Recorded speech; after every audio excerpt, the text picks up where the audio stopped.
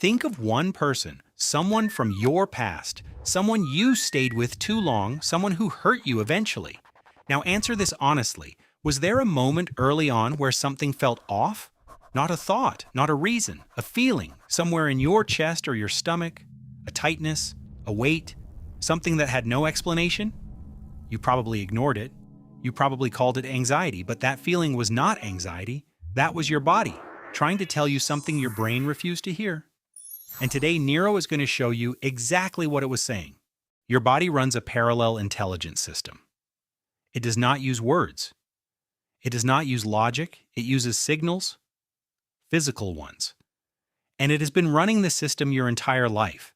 Every time you walked into a room that felt wrong, even though nothing looked wrong, every time you met someone and something shifted in your chest before they even spoke, every time you got a call and already knew it was bad news before you answered, that was not coincidence. That was not paranoia. That was a system far older than language, far older than rational thought.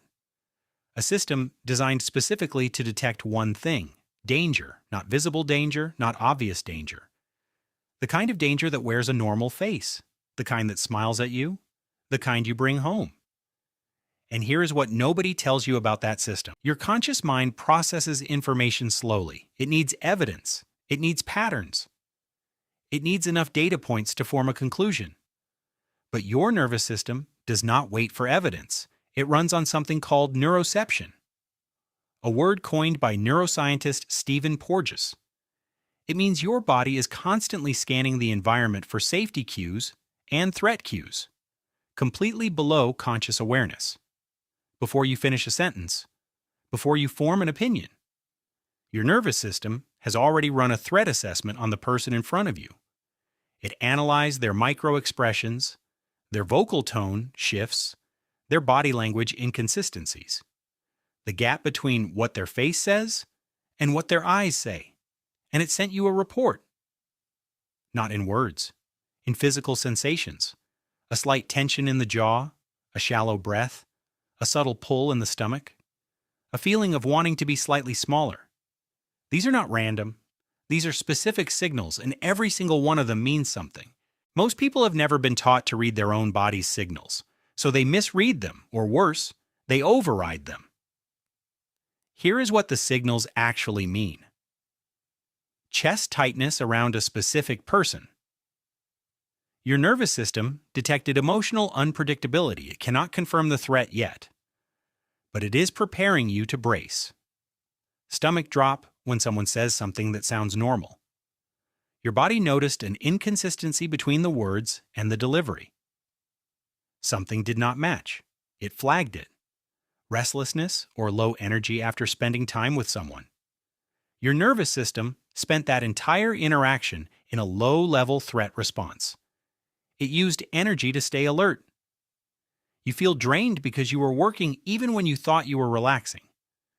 The urge to over-explain yourself around one specific person. Your body learned that normal communication does not work with them. It is compensating, fawning, preemptively making you smaller to avoid a reaction it has already started predicting. None of this is anxiety. Anxiety is a misfiring system. This is a perfectly functioning system, reporting accurately. To someone who was not listening, here is the part that changes everything. You were not always bad at reading these signals. When you were very young, you were excellent at it. Children are extraordinarily good at sensing when an adult is unsafe before they have the language for it, before they can explain it. They just know. They cry, they pull away, they go quiet, they feel it without filtering it. But something happened as you got older. You were taught to override it. Not directly. Through repeated experiences that rewarded ignoring the signal. You felt something was off and spoke up. Someone told you you were being too sensitive. You felt unsafe and showed it. Someone called you dramatic. You pulled back from someone your body flagged. And you were told to be polite, to give people a chance, to not judge. So you learned not to stop feeling the signals. You never stopped feeling them. You learned to explain them away, to find a rational reason why the feeling was wrong, to trust the story in your head more than the sensation in your chest.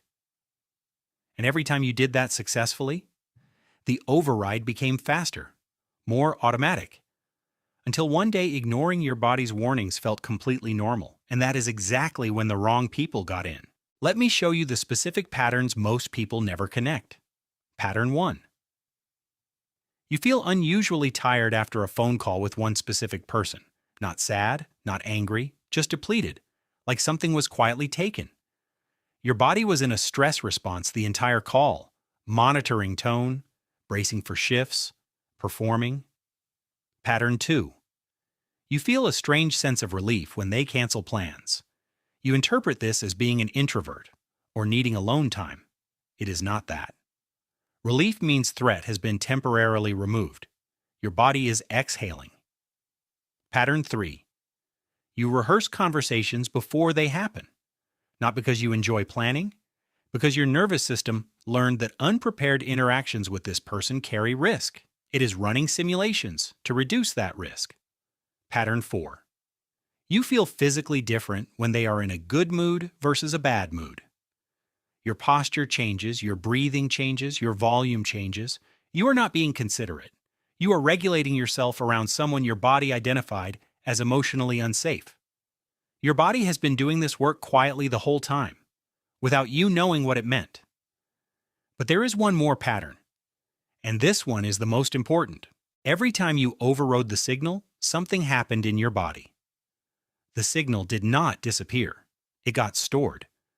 Your nervous system logs every override. Every time the threat report was sent and ignored. Every time the physical warning was suppressed. Every time the sensation was explained away. The system does not forget. It keeps the record. And over time, this creates something called a dysregulated nervous system, a body that no longer trusts its own reports, not because the reports were wrong, because they were ignored so many times that the system starts amplifying to compensate, sends louder signals, more frequent ones, bigger physical responses to smaller triggers. And then something deeply unfair happens. You start interpreting these bigger responses as anxiety, as overreaction.